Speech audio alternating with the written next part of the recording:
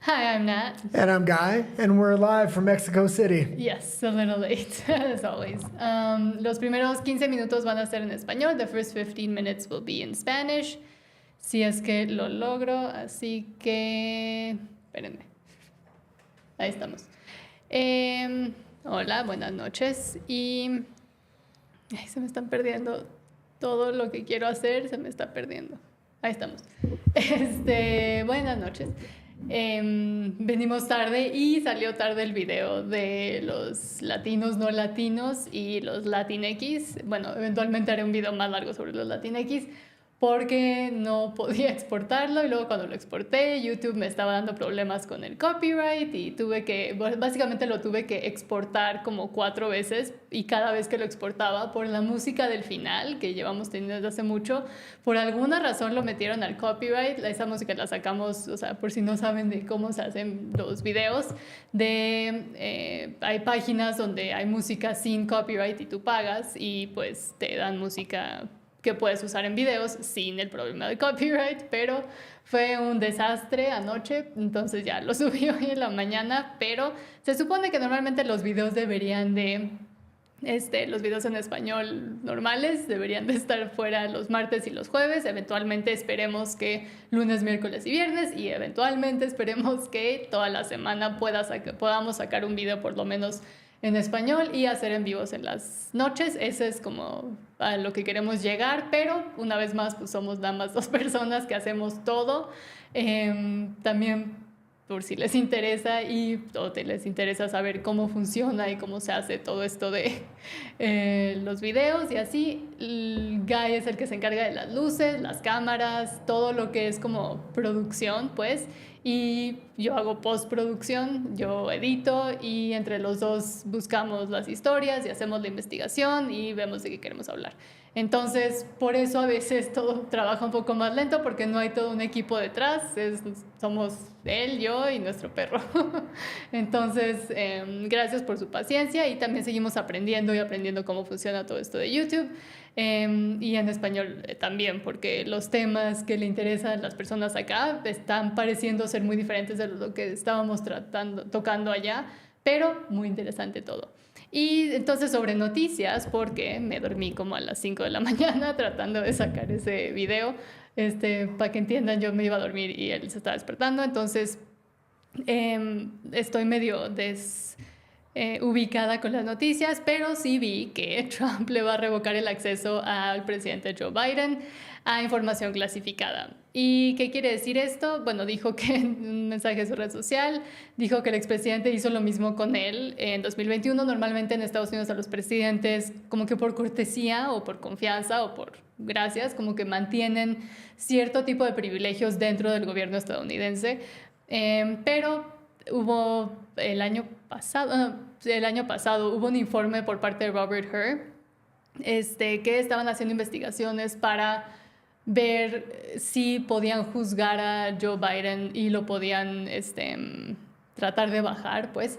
Y salió un reportaje que decía que tenía impedimentos de la memoria y mala memoria. Entonces, en su típica forma estrambótica, Trump le dijo, estás despedido, Joe, que es como su frase que usaba cuando hacía televisión de You're Fired. Y pues yo creo que es algo que mucha gente veía venir. Ya se básicamente perdonó a toda su familia, este hombre, Joe Biden, antes de bajarse, perdonó a Anthony Fauci, perdonó a un buen de personas que no deberían de ser perdonadas, y no solo por Estados Unidos, y a veces sonamos muy como, Estados Unidos, pero número uno es porque pues los dos sabemos un poco más de política de por allá. Yo ya me estoy como empapando de política aquí también y aprendiendo varias cosas, pero pues sí, estudié ciencias políticas en Canadá, entonces como que mi cerebro y todo lo que conozco y lo que sí sé muy a fondo es sobre allá, pero también muchas de estas decisiones pues afectan a todo el mundo, nosotros en especial porque estamos de vecinos. Por ejemplo, con todo lo de Anthony Fauci, que Biden decidió perdonar, es algo que afectó pues a todas las poblaciones, todo el mundo en general, y seguimos siendo afectados por muchas de las decisiones que se tomaron. Y ¿De qué más? Estoy como haciendo un resumen de lo que vamos a hablar en inglés porque alguien se enojó en el live pasado de que estábamos hablando, de que empezamos hablando en español, pero es porque pues estamos conscientes de que la gran mayoría de nuestra audiencia es en español y por eso cambiamos hasta el nombre del canal y quisimos hacer uno en inglés, pero pues nadie nos peló. Entonces por ahora pues campechaneándole un poco entre español e inglés y pues es básicamente la forma en la que vivimos de todas maneras, Guy y yo. ¿Y qué más pasó? Trump interrumpió la ayuda a Sudáfrica por la expropiación de tierras a minoría blanca africana desde que terminó el apartheid, no sé cómo se dice en español, desde que terminó la segregación en Sudáfrica en los 90s. Han habido varios problemas entre pues, las dos poblaciones que fueron afectadas por esto. Primero la población que estaba haciendo la afectación pues se volvió obviamente muy odiada por todo lo que estaban haciendo y se empezó a ver hacia no solo los que estaban directamente involucrados, pero hacia todo el mundo que pues fuera blanco, y empezaron a pasar varias cosas bastante feas, no solo violencia y ataques específicos contra personas que pues no tenían mucho o nada que ver, más bien no tenían nada que ver con lo que le había pasado a toda la población otra, no sé si puedo decir esa palabra en YouTube en español, pero bueno, que fue discriminada racialmente. Y lo que ha pasado desde entonces, y vamos a hablar más a fondo en inglés, es que como parte de las reparations o como de pedir perdón, que es lo que se quiere hacer mucho por todo el mundo, y aguas que ahí México también está empezando a decir que las culpas y que la colonización y etcétera. Entonces lo que se empezó a hacer, y también lo vimos en Canadá cuando estábamos viviendo allá con la población de nativos pues sí, de nativos en Canadá, de los que estaban ahí primero, es que empiezan a tratar de pedir perdón y hacer muchísimas leyes que de cierta forma ahora pues intentan hacer lo mismo que le hicieron a la población que una vez fue discriminada, lo quieren hacer en contra, como en venganza con los que hicieron la discriminación, pero también pues cualquiera que se vea como ellos o cualquiera que haya sido de su linaje o de sus hijos o sus nietos, etc. Entonces termina como que afectando a personas que realmente bueno, ahí dicen que el privilegio y que se privilegiaron por haber sido tanta explotación, pero hay muchos que pues no figuraron, no tuvieron nada que ver, y lo que está haciendo ahora el gobierno de Sudáfrica es que lo voy a leer. Lo que estaban tratando de hacer el presidente, y firmó un decreto, una ley, de que el gobierno le puede expropiar las tierras a esta población en específico de afrikaner, que es una minoría dentro del país, porque para básicamente que se apropien de las tierras y las puedan usar como el gobierno quiere, y estas son tierras de granjeros, de personas que trabajan en la agricultura y no son ricos y tienen mucho dinero y mucho privilegio, pero es preocupante que un gobierno quiera empezar a dictar de forma racial, que era lo que se estaban tratando de deshacer originalmente cuando acabó la segregación, y ahora lo están tratando de hacer, pero hacia los que estaban segregando, pero muchos de ellos no tuvieron nada que ver y están perdiendo pues tierras y de lo que viven y de lo que comen y lo que ganan. Entonces lo que está pasando ahora es que el presidente de Estados Unidos, Donald Trump, ha firmado este viernes una orden ejecutiva en la que anuncia la expropiación sin compensación por parte del gobierno de Sudáfrica de tierras de minoría étnica afrikaner, y advierte que la ayuda estadounidense quedará interrumpida, y todo esto también tiene que ver con lo que hablamos el miércoles de todo el apoyo que estaba dando el gobierno de Estados Unidos a través de USAID, que es la rama del gobierno que brinda apoyo para desarrollo económico y social de otros países, pero se estaba usando para, por ejemplo, pagar casi $72 millones para crear un comic book trans en Perú. O sea, no tenía nada que ver con los apoyos que realmente se estaban dando, y en lo que checan, y ahora que firmaron esta ley para poder quitarle las tierras a la población minoritaria en Sudáfrica. Está diciendo Estados Unidos como, pues, no, o sea, no puedes no mejorar. No puedes pedir perdón por un mal haciendo otro mal o haciéndole mal a esa persona o la persona se están autohaciéndolo también. La política de Estados Unidos que mientras Sudáfrica continúa con estas prácticas injustas e inmorales que dañan a nuestra nación, Estados Unidos no proporcionará ayuda o asistencia a Sudáfrica, promoverá el reasentamiento de refugiados africanos que escapen de la discriminación basada en raza patrocinada por el gobierno, incluida la confiscación de propiedad racialmente discriminatoria, y es el comunicado que se sacó. Y es la ley de expropiación y fue firmada el 13 de... Expropriación 13, que fue firmada en 2024, de escandaloso desprecios a los sudafricanos en general y en especial para los terratenientes racialmente desfavorecidos. Y no solo está pasando en Sudáfrica, y toda la conversación que tiene que ver con las tierras que personas usan para la agricultura también pasó en Europa, en Noruega, por ejemplo, en varios otros países como nórdicos. Lo que estaban tratando de hacer también es comprarle y después, si no querían, expropiarle tierras a granjeros para que se las adueñara el gobierno y o redistribuirlas a otras personas. Y esta, otra vez, no es gente que son multimillonarios y tienen millones de hectáreas de ganado y de que ganen mucho dinero de lo que hacen, nada más es a lo que se dedican. Y hay varias excusas por lo cual lo estaban tratando de hacer. Una de ellas era cambio climático, otra de ellas era por justicia, que no hay mucha justicia ahí cuando estás afectando a personas que pues no hay por qué buscar justicia en contra de esas personas. Y vamos a hablar más a fondo de esto en inglés. Pero aparte de eso, les digo que he estado medio despistada el día de hoy con las noticias.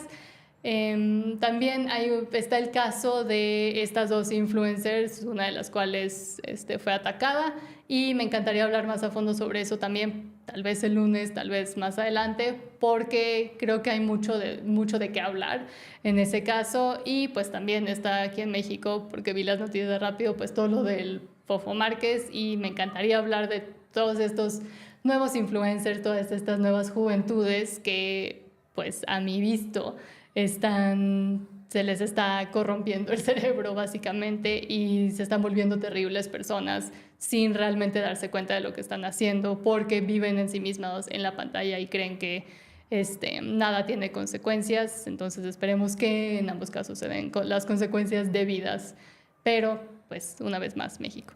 Y pues sí, ya vamos en 13 minutos, entonces como ya no tengo mucho más que decir, si solo se quedaron para la versión en español, pues espero que tengan una excelente noche. Sé que es viernes en la noche, entonces cuídense, no hagan cosas tontas y nos vemos el lunes. Buenas noches. Hold on. Great job there. Now I have to change everything. Well, I was saying that because it took me forever to export today's video, I wasn't really super prepared for today. What, did you talk about the chisma? But we'll try. Chisme. Chisme. Yeah. Está aprendiendo palabras. Ahí va. Did you talk about it? He's learning words. Well, kind of. I know sencillo. Yes. Uno sencillo, por favor. Yeah. That's how I order a McDonald's ice cream. One single, yes. Yeah, I talked a little bit about the crazy influencers, but again, there's still a lot of stuff to talk about there, and I'd love to do more research because I don't like to just speak with no knowledge of what I'm saying, kind of what's happening right now. You talk to me with no knowledge every day. Yeah, okay. Thank you. Okay, let's get into some news here now. Yes. Let's start with Donald Trump revoked Joe Biden's security clearance.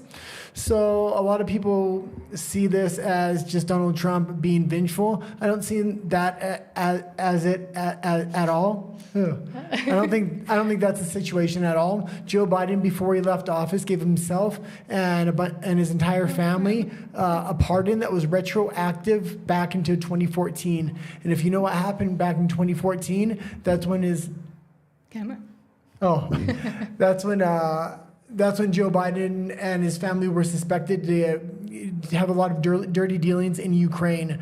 So revoking his top secret security clearance may be a good idea, especially since Donald Trump has access to all the FBI and CIA documents. So he knows what Joe Biden and the Joe Biden family was involved in. And if they were trading U.S. secrets to foreign governments, there's evidence that he was trading information to China as well as Ukraine. And if he continues to get information, because presidents typically have a top secret clearance even after they're done being president.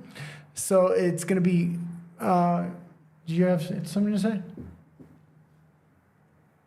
Well, as well, I needed to drink water. About the... You kicked me, so I didn't know. Oh, no, it was just so you would turn to the camera. Keep going. Keep going. Okay, so one of the important things about this is that finally someone in the government, being Trump, and a lot of the media that was trying to cover it up for so long are admitting that there was a very clear cognitive decline. But then what does that say about the media and how many people covered up what was actually happening with Joe Biden and those surrounding him? Well, one moment before you continue, because you did mention cognitive decline, and when the FBI did interrogate Joe Biden while he was president, because he had classified documents at his home, and he didn't get those classified documents when he was president, he got them when he was vice president, meaning he shouldn't have had them. And rather than the FBI prosecute him, they cited cognitive decline, and they would not prosecute him because of his cognitive decline. So it's not just something we're pulling out of thin air here. Yeah. Or that the administration is pulling out of thin air. I said it when I said it in Spanish, but again, my brain is not working today. But yes, what is important about these sorts of things that Trump is doing, because again, as I was saying in Spanish, we seem very like USA, USA, but it's more about the examples that are being given of things that are possible that people always kind of thought impossible, like being able to openly talk about Joe Biden's cognitive decline, or the whole thing that's happening with Doge, the USA thing, the seeing where money is actually going, the making government actually smaller, all of those things.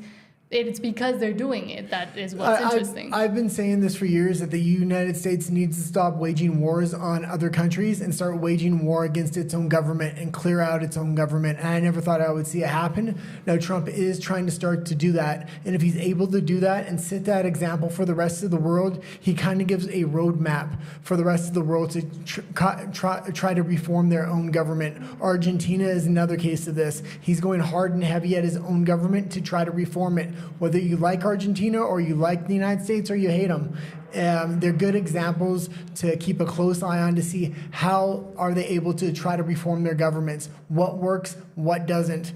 Now, Musk, Doge, and Trump are trying a lot of different things. I was watching an interview with Steve Bannon today, and it was absolutely fascinating. He said a lot of the money that was going out worldwide for these corrupt causes for the CIA to keep control over the rest of the world and within its own political backyard of the United States.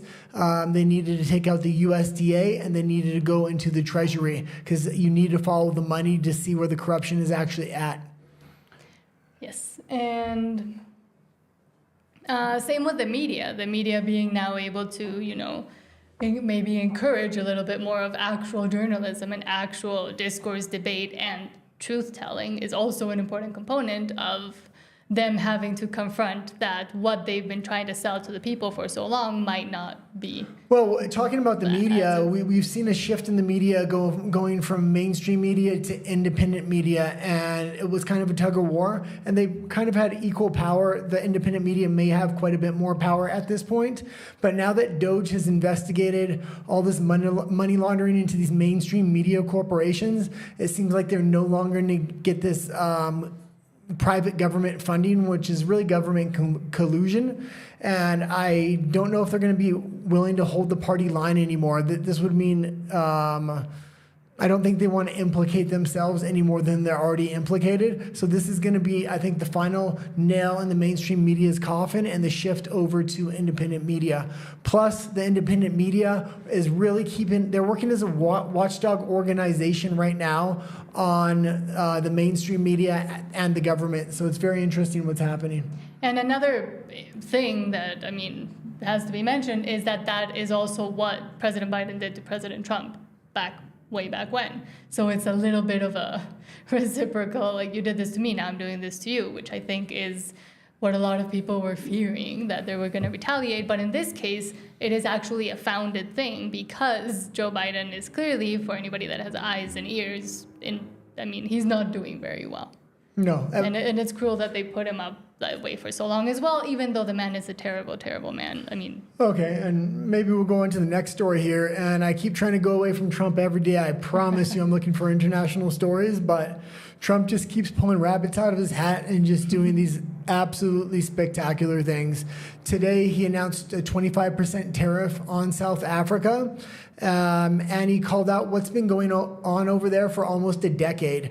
The liberal media has denied this, but there's been documentary after documentary, and reporters have gone there on the ground, such as Lauren Southern, and done a pretty long and extensive documentary on what's going on. And what is going on is the government's coming in and taking the ethnic minorities' land and not reimbursing them anything, basically kicking them off their own land and taking it and redistributing that land to other people within the country. Now, the ethnic minority in South Africa happens to be the white ethnic minority. They're only between 8 and 13% of the entire population. So it's kind of the left and especially the woke wing of these parties don't really know what to do or how to handle this now it's being called out. But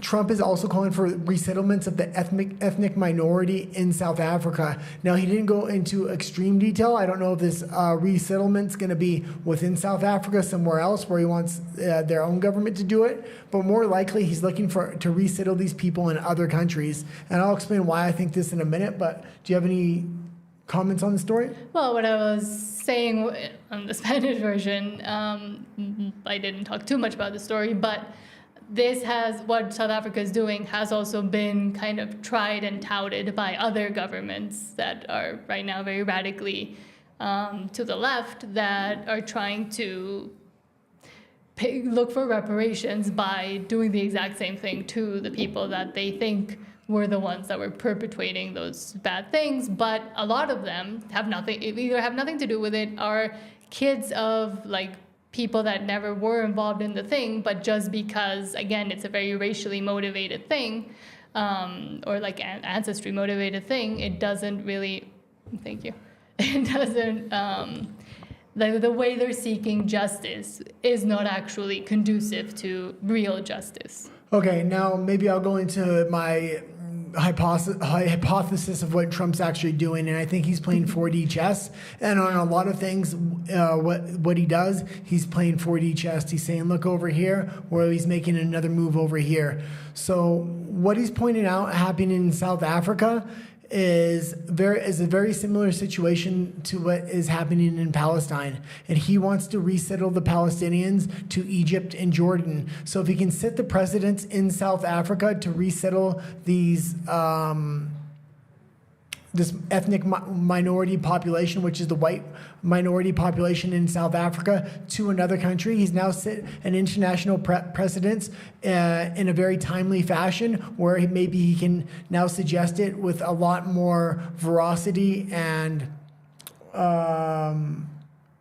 actually try to get it done in Palestine and Israel. So we'll see what happens there. But also, people that live in glass houses maybe shouldn't throw stones, and this is really a case of it with South Africa. Because if we remember, South Africa was taking people's land and doing all this for a decade, and then in the International Criminal Court, they pressed charges on Israel and Netanyahu, saying they were guilty of war crimes when they were doing the exact same thing, but nobody was calling them out for it. So now Donald Trump is calling South Africa out for the exact same thing South Africa was accusing Netanyahu of doing in Israel. So it's a very interesting situation, and I think he's trying to set precedents to set up a game plan possibly for Israel, even if it's just for negotiations. When he goes to sit at the table with Jordan, Egypt, Israel, and Palestine, he can say, well, look what we did in South Africa. We were able to replace these settlers in other countries,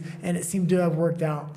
And I mean, also, let us not forget who is by Donald Trump's side almost the whole time. I mean, Elon Musk, who is from. Oh yeah, I didn't actually think of that So point. a lot of people, Oh, wow. I'm guessing, will start continuing to say that, oh, it's Elon Musk that is the puppet master, and he's just doing what.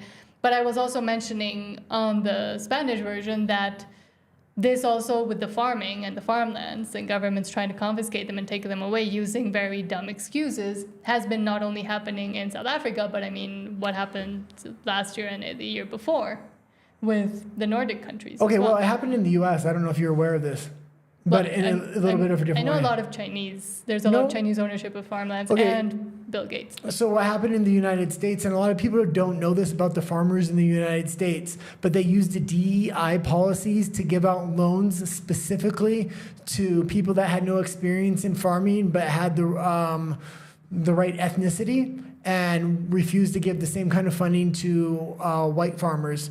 So it was a kind of a two-tiered system where certain people would get rights to farming, and then they would come trying to collect taxes on the other farmers. So it was a way they were trying to push traditional farmers off of their farmland and to get this kind of new generation that doesn't know how to farm.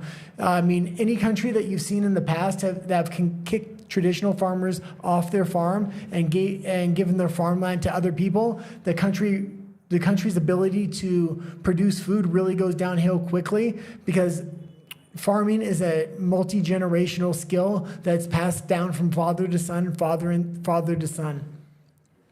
And and also what I was going to say is it would be fine, for example, if all of these programs were just kind of trying to bring more people in or other people in, but the fact that it is racially based when there's been so much legislation to go against that because of the same past, it's fixing your past mistakes with the same thing, but to the other side doesn't really do anything. Yeah, maybe I'll say one more thing, because you did bring up the point of Elon Musk, and I had never really considered that, but I was watching Steve Bannon talk to Nicole Shanahan, which was the vice president, RFK's vice presidential pick, if he would have won. She's ended up becoming quite the true believer and really a flag bearer of the MAGA cause. But it was interesting when she was questioning Steve Bannon on Musk, because in the beginning, Steve Bannon and Musk really butted heads over the H-1B visa, and a lot of issues were coming up, and a lot of people were saying Trump doesn't like to share the spotlight, things like this. But if you listen to Steve Bannon in not only this interview, but really the most recent interviews that have come out in the past week, it's very interesting, because Trump is having so much success that it's getting everybody to put their differences aside, because there's a lot of differences in the conservative American movement right now, because it's a big tent organization. Different people want different things. But with the amount of success Trump is having, everybody's willing to put aside their differences and work together. And what Steve Bannon is finding is he really does need Musk. Musk is data mining the government itself through Doge, and he's providing the information not only Steve Bannon needs, but Trump needs, and the rest of the MAGA organization needs, to kind of disassemble the administrative state in the United States. Do you have anything else, or do you want to go to the next story? Because I'm controlling the cameras, I was trying not to mess up. No. Because the next story is going to be Alex Jones. Yeah, more U.S. stories. Well, Alex Jones is international commentary. Yes, he's interesting. He's fun. If you don't know who Alex Jones is, he operates the website InfoWars. Now, he was involved in, the legal system was really weaponized against him during Sandy Hook, and they had over $1 billion judgment that was found against him. This is one of the largest settlements brought against an individual in history. And when that case went on, the judge... Let me just give a little bit of context. Hold on. Some people might not know what Sandy Hook is. Okay. Or who Alex Jones is. So Alex Jones has been a conservative political commentator for a very long time. He made some comments after there was a ending of lives of a lot of children in a school, and he made comments about it, doubting the veracity of the fact that it actually happened, or that even that they weren't just pretending as part of a government operation, basically. And the parents of the children that lost their lives during the tragedy at their school sued him because he wasn't taking it seriously and because it was affecting their families. And then the judicial system was weaponized against him because he is a very controversial and not very liked figure in the U.S. Yeah, the way the justice system was weaponized against him was an absolute tragedy. I kind of lost my train of thought where I was going to go with the trial and everything that happened in there, because there were so many things that did happen during that trial. Mm-hmm. First of all, the judge was able to really use this. It wasn't a precedent because it had happened before, but it's very rare. But he was able to say Alex Jones didn't provide him with all of his phone records. Jones said he did provide him with all his phone and email records, but the judge said because he didn't think he was providing them all, he found him guilty before the trial even happened. So the trial that actually went on was just a show trial, much like you would have in Russia or something like this. He was already found guilty, and he wasn't allowed to say that he was innocent when he took the stand. And the whole trial was just about monetary damages and how much monetary damages there was going to be. They also allowed a documentary film crew in the courtroom to film all this because they wanted to portray it like Alex Jones was really on trial when he was already found guilty and he had no real way to defend himself. Yes. I really felt for Alex Jones at the time, and one of my first videos was actually on that, and it was a horrible. It's still on the channel. Still on the channel. I had long hair, and I was stuttering, and I was really camera shy and nervous. But I really felt for him at the time, and I just wanted to kind of try to let people know what was going on there, because not a lot of people were talking about it at the time. Yes, because it was such a controversial topic that nobody could really speak on it. But it is a great example of the weaponization of the court system. Oh, hold on. We totally missed the point of this story. The point of the story was... I was going to get into I was going to start kind of reading it. But well, yeah, why don't you read it a little bit? So a federal bankruptcy court has rejected a deal that would have cleared the way for a second attempt to auction off InfoWars conspiracist Alex Jones media company. So... here what was happening was the judge had ordered, you have to pay $1.3 billion in damages to the families of those affected, and you also have to figure out a way to do that, one of them being closing down your whole media. But let's not forget what else happened. The families actually went after Alex Jones, and this would have set a precedent if it did happen. They were able to take control of his website and his media companies, but they were also trying to take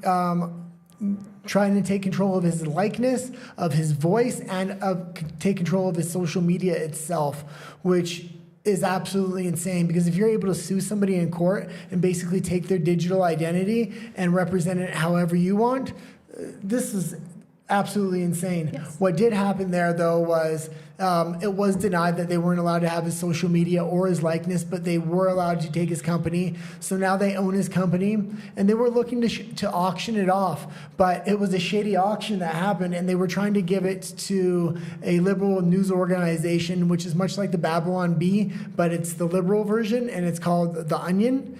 And it's a satire website, so all their news is kind of jokey. But they wanted to sell InfoWars to them for future profits that might be made, meaning they weren't actually going to give them any money for it. And Alex Jones had people ready to bid on the website on his behalf and kind of buy the website back for a lot of money, millions and millions of dollars. And there still is a lot of people that are in the conservative movement where if another auction goes up, they want to buy it and they want to give it back to Alex Jones, I believe. Which would be and phenomenal. He's still doing his own thing now, like in a different way. But I also wanted to mention he was sued for defamation. Did you put a picture of Alex Jones up there?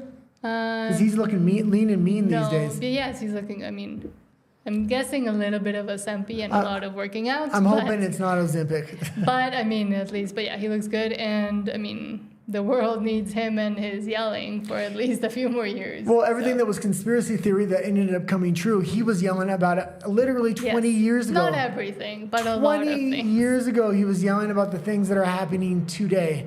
And it leads back, like the timelines lead back to a lot of the things he was saying. So he was one of the original people that was standing up and everybody called crazy. Mm-hmm. And now people are calling him a hero. Yes. I mean, in some things he has been wrong. He has had his downfalls, and he's had issues with substances. Let's just say, put it that way. But he does look like he's doing a lot better. And yes, a lot of the things that he said, they sound ridiculous when he says them, especially like, oh, they're turning the frogs gay. But then it turns out that they were putting chemicals in the water that were rising the estrogen levels of frogs to the point where some of them were turning female. So he says a lot of things like in a crazy way, but a lot of the time there's a little bit at least of truth that eventually comes out. But it takes long enough for everybody to call him crazy and discredit every single thing he says. Well, before we move on, maybe let's talk about the two things Alex Jones got famous for.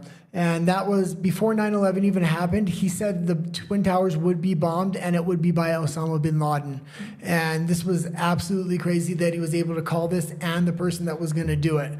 The number two thing that happened was he knew where this retreat was in the woods in California that... Tread very lightly with the words. Oh, okay.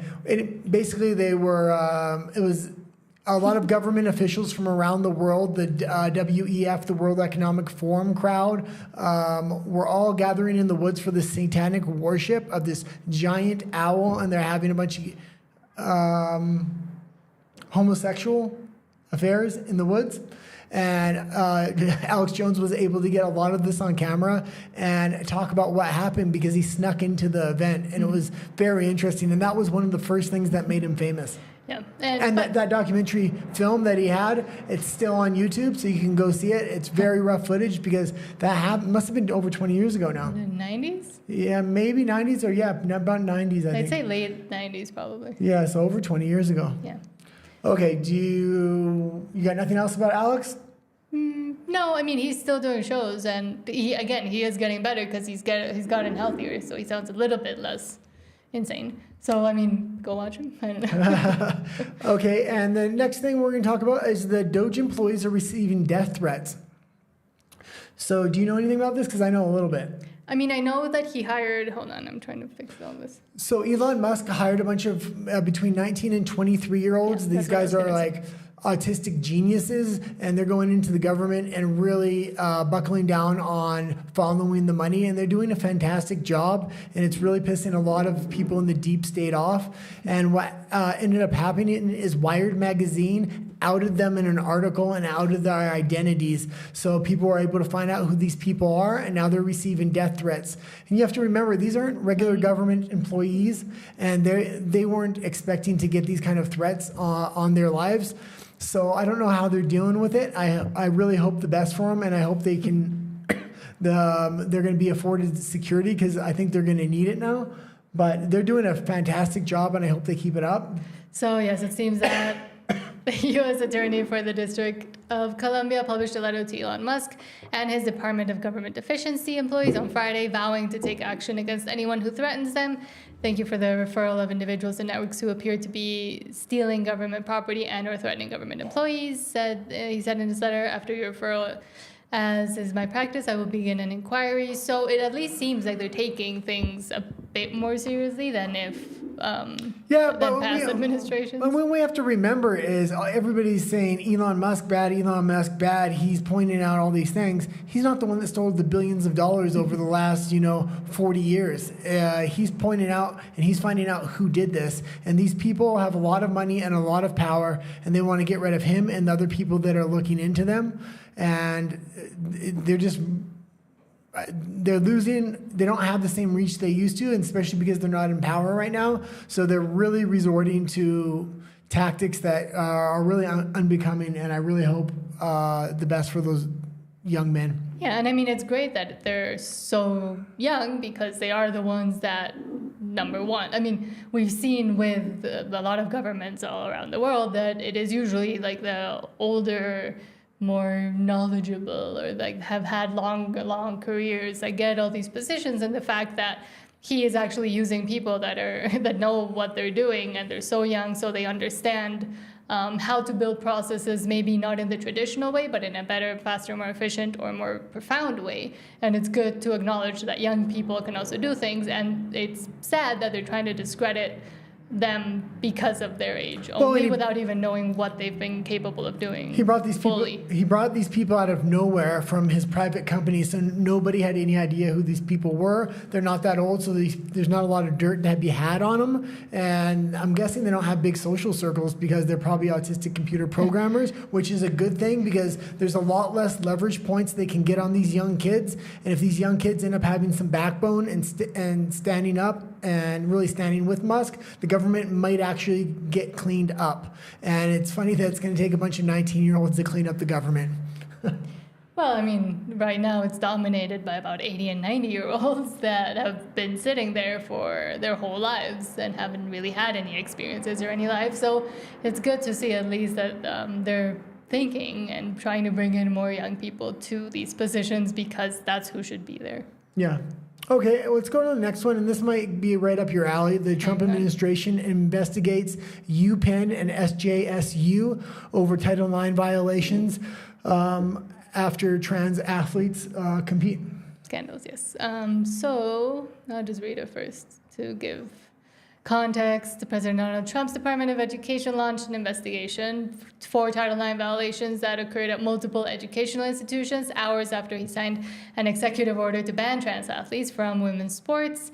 And Title IX, if you don't know, was set up to protect and create leagues and ways for women and girls to be involved in sports, especially at the high school, collegiate level, because there are a lot of opportunities, a lot of scholarships, and a lot of things that come with people that participate in sports, especially professional sports. So Title IX was set up to protect those spaces, to protect the fact that there are female leagues and for there to be more funding, etc., for those leagues, and also for a lot of other college issues that happen specifically to women. And for the past few years, we've seen how the trans community has decided to try to take over, decide that it is their place to compete against women, even though there are huge biological differences between men and women. And no matter how many hormones you take, those differences are still there and will never go away. So they were winning against a lot of the athletes, female athletes, that had been competing their whole lives. They weren't even winning. They were being awarded Female Athlete of the Year awards. The boxer that was competing in the Olympics that ended up being a man that was seriously hurting people. And ended up having male chromosomes. Regular DNA. sports is one thing, but when you start moving into combat sports or sports that are very physically intense, you can really hurt somebody, and not only hurt somebody, but it could mean their life, especially when there's such a strength disadvantage between male athletes and female athletes. Oh, I want to say to Papi Rafa, love the name, says keep up the great work and gave us a 50 peso super chat. Oh, so that's thank our first. You so much. That's our first super chat on the live. Yeah, on the live. Yeah, thank you. Wow, so much. that's great. And thank you for watching. He's always commenting too. So thank you for watching, and we'll continue to try to keep the work up. Sometimes not great. Do you want the next one's a sports story as well? And so but do you have anything else about that? Well, and now what happened is that Trump signed an executive order trying to protect women's sports, banning trans athletes from getting all of these recognition, money, scholarships, etc., and telling them either make up your own league or go compete in the one that aligns with your biology and your advantages. And everybody was very happy, but now a lot of universities and, in this case specifically, where is it? SJSU, San Jose State University, and University of Pennsylvania started saying that they would not comply with the executive order, and they would continue to advocate and help and push through trans athletes to continue in women's sports. And now it seems like they're going to not just let that sit, and the education department is going to go in and see if they're going to be following this executive order or not, because there are consequences, especially with funding for those universities and colleges that decide to continue with the trans madness. Yeah, he already cut off funding for any universities that didn't cut off their DEI policies, and federal funding is a large portion of most of these universities' income. So it's a huge lever that he's able to pull, and if they don't follow his executive order, I believe he's going to probably pull funding from UPenn next. But I believe UPenn, was that where the trans swimmer Leah Thompson was? Leah Thomas. Leah Thomas. I believe so.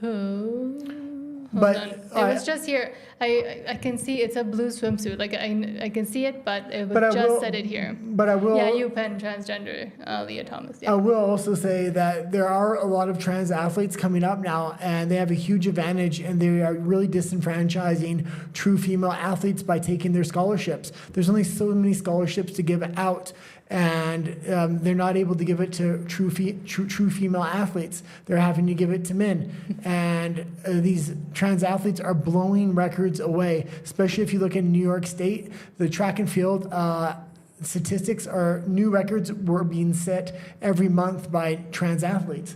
Yeah, and I think especially maybe in Mexico or countries where sports are not as respected or such a viewer event, a lot of people don't understand why it's so important for female athletes to be able to compete, and it's because through scholarships and through excelling at whatever athletic prowess they're trying to do, be it swimming, etc., they can get scholarships to go to university in circumstances where otherwise they wouldn't have had the opportunity or the money, or their background is not enough to get them to pay for university, for example. So it opens up a lot of doors for a lot of, in this case, women and girls that maybe wouldn't have had the chance to go to college or get any sort of recognition. And just because they train and they put in so much effort towards all of these championships, and now that's being taken away. That's what's the unfair It only goes part. one way. It only goes men into women's sports. You never see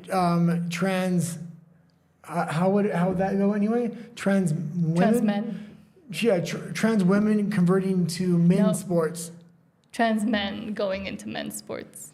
Yeah, you only see trans women who typically would have a physical advantage over real women going into their sport, which that it only works one way because they want to get a competitive advantage. Mm-hmm. And I will say this about professional sports, and when it comes to trans athletes, we already have an open league. We have multiple open leagues. It's called the NFL, the NBA, the NHL. Women are allowed to compete in these leagues because these are not men's leagues. These are open leagues. Women aren't good enough or physically advantaged enough to be able to compete in these leagues. I know the NHL had one female goalie, but she only played one preseason game, and she wasn't good enough, so they had to kick her out to the minor leagues.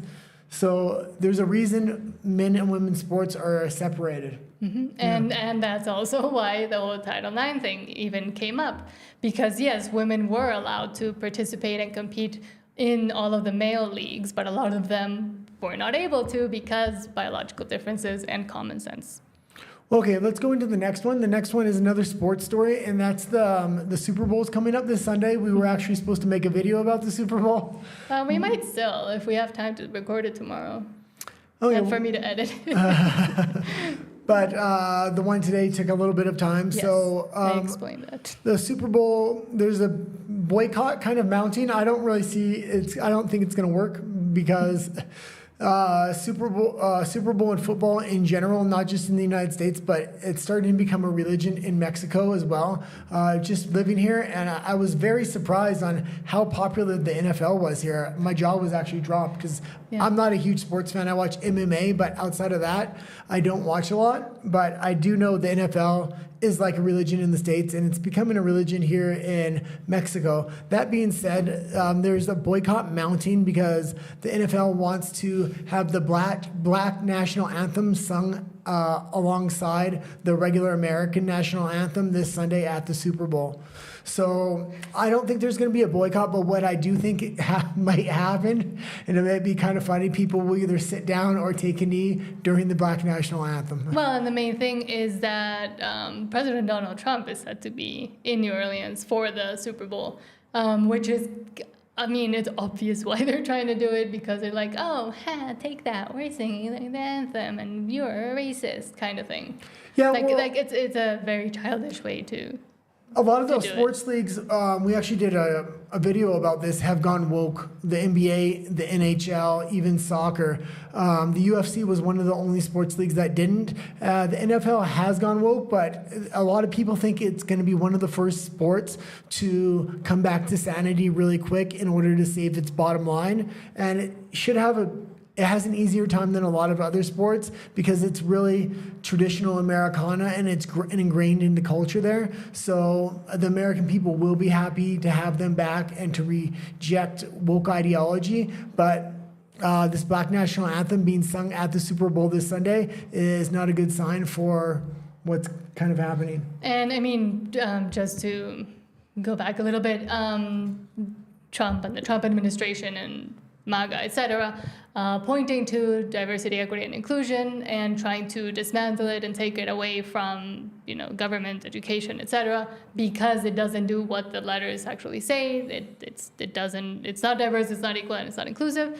But because Trump is going to be there, I think this is what they're trying to do. And if you don't know what the Black National Anthem is the hymn Lift Every Voice and Sing, adopted by the National Association for the Advancement of Colored People, and NAACP is often referred to as the Black National Anthem. It was first written as a poem by a leader in the late 1800s, and it was set to music by his brother and adapted as their official song in 1919. So, I mean, it's been in the zeitgeist for a long time, but during the BLM movement and all of the protests and etc. that happened is when they started to kind of bring it in as a virtue signal. That's what I'm going to say. You need one national anthem for everybody so it unites the people. When you start having multiple national anthems for one nation, it's a play to try to divide people. Mm-hmm. So, do you have anything else? Well, and I think, as I was going to mention in my NFL video, as a follow-up to the woke in sports one I did that nobody was really interested in, I was going to make one about the NFL, speaking specifically about how, and might still do, all of this kind of started, like the woke infiltration or the DI infiltration, whatever you want to call it, into the NFL started with Colin Kaepernick and him kneeling down. And this was pre-George Floyd. It was in 2016. And the NFL kind of took it on, and it became this huge movement that eventually kind of went to every single sport. But the thing is, especially with Colin Kaepernick, it was all done to virtue signal and not because they actually believe it. And that's what's annoying about it. And about all the woke stuff that I usually talk about, it's that it's people that don't actually believe it or don't actually follow through or do what they supposedly do, and they don't seek social justice, etc. They seek to aggrandize themselves and to be seen as good people. But all of the corporations that were doing it don't really care about any of it. Same with the LGBTQ stuff. When they put rainbows everywhere, it's not because they want to help, it's because it helps the bottom line. But now it doesn't, because you go broke. Okay, we got 3 stories left. 2 of them are on Doge, and in case we run out of time, or we have 8 minutes. So let's go to the last story first, since it's not about Doge, but it's newly established White House Office of Faith, headed by Paula White. Now, the idea of having a White House Office of Faith I think it's really good. It's a new department within the government, and Donald Trump gave a really inspirational speech saying that he was going to protect Christians in government, healthcare, and schools, which is important because a lot of Christians' values were not, and their religious rights were not being respected in healthcare, and they were being forcefully or in jabbed either, yeah. or in schools. And they're not seen as a minority, so they kind of get picked on through the DEI policies and things like this. So it's very interesting to see that he did this, and I'm very hopeful for the department. I just hate who he appointed. And I'll mention quickly, at least for me, not religious.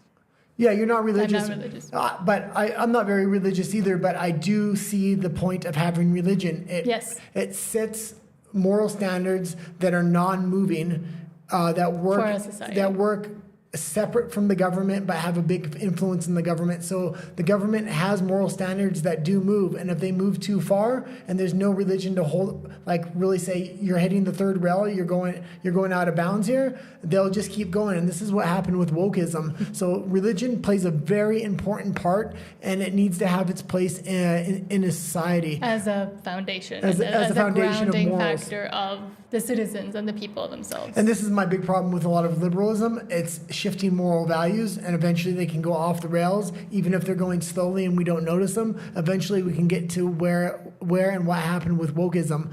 With religion, it's a stabilizing factor that's non-moving. So that's my view on religion with the state. It should be separate, but it should have a big impact. But then what do you think about this whole, like, Trump is establishing a White House faith office? Like, isn't that bringing in religion into the government? I think and then letting the government get involved in the same religion? I think the government's already involved in faith because it protects the rights of Jewish people and Muslim people and things like this.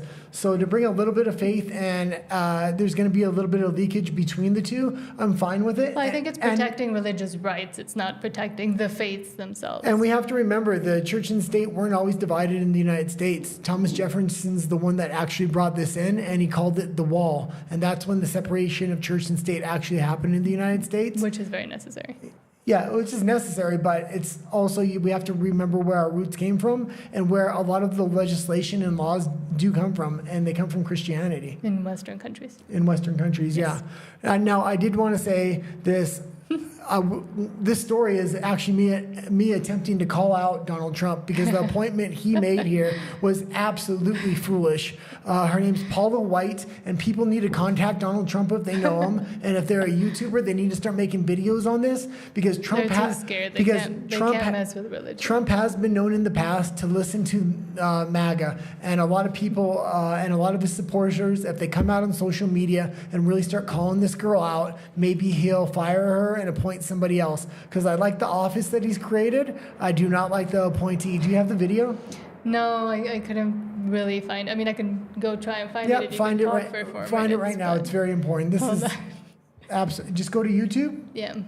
Type in her name and show me the computer, and we'll find this video here. Hold on. This girl. Okay, go down. Yeah, right there. Okay, hold on. It's 1 minute and 3 seconds, right? 45 seconds. Yeah. Okay. Hold on. That might not be. Oh, that is it. Okay. I mean, we can just put a little bit of it. No, on. play the whole thing. We'll get copyrighted. I'm pretty sure I can't play the whole thing, but I'll play a little bit. Let's see if this works. Find if there's one that's 1 minute and 3 seconds. Hold on. Because the 1 minute and 45 one I haven't watched. I haven't watched the 1 minute and 3 second one. Okay, hold on. But anyway, this girl speaks, well, she's finding the video. This girl typically speaks in tongues. She tells people they need to donate to the church before they pay their electricity bill or before they buy food. No, I can't. People are really outing her with video after video after video because she has a lot of videos online where she's just trying to fleece people out of money. She's contradicting what's actually in the Bible and the basic moral foundations of what is in the Bible. And okay, let's play the video that we do have. Yeah, because I couldn't find the other one. That's all right. This is the one you showed me, I think. I mean, it's just ridiculous. We're gonna try something here. I'm not super sure it might work, but if you're still watching, let me know if you can hear anything. Strike and strike and strike and strike and strike and strike and strike and strike and strike until you have victory. For every enemy that is aligned against you, let there be that we would strike the ground, for you will give us victory, God. I hear a sound of abundance of rain. I hear a sound of victory. I hear a sound of shouting and singing. I hear a sound of victory. I hear a sound of an abundance of rain. I hear a sound of victory. I hear a sound of an abundance of rain. I hear a sound of victory. The Lord says it is done. The Lord says it is done. The Lord says it is done.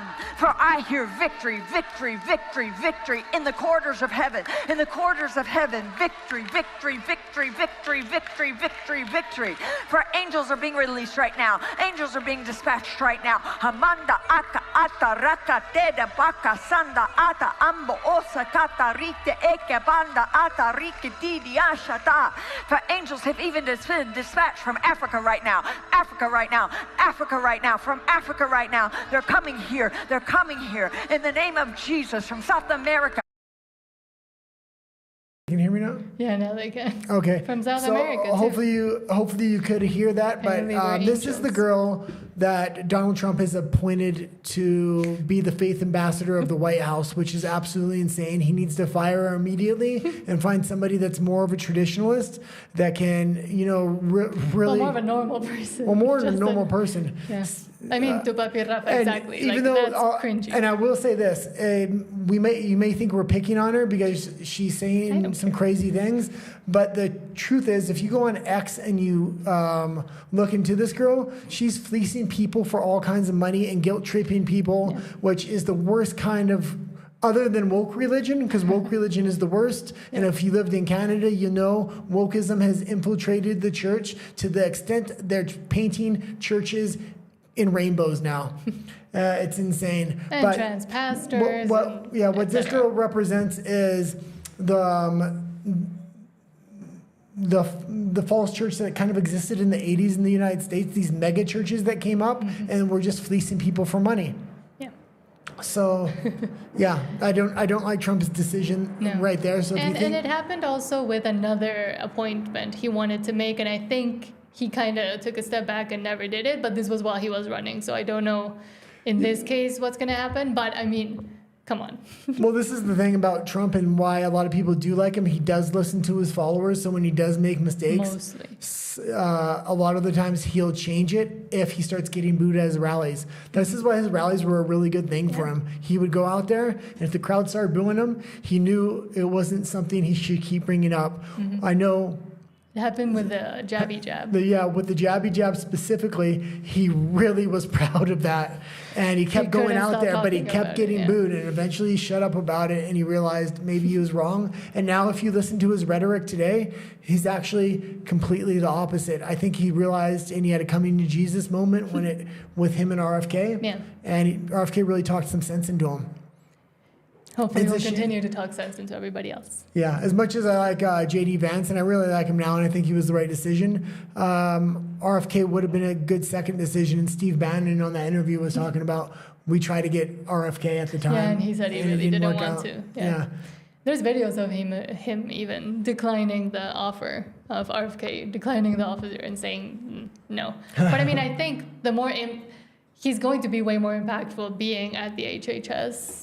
If they ever confirm him. I think it went up to Monday now. They keep delaying it, but yeah. I think we're at an hour now. Hold on. Okay, well, I guess we'll end it there. I'm the one that switches the camera, so that's why I'm always looking everywhere. But yes, have a lovely Friday evening. Be safe, be careful, and we'll see you hopefully Monday. Adios. And hold on, I need to actually end this thing.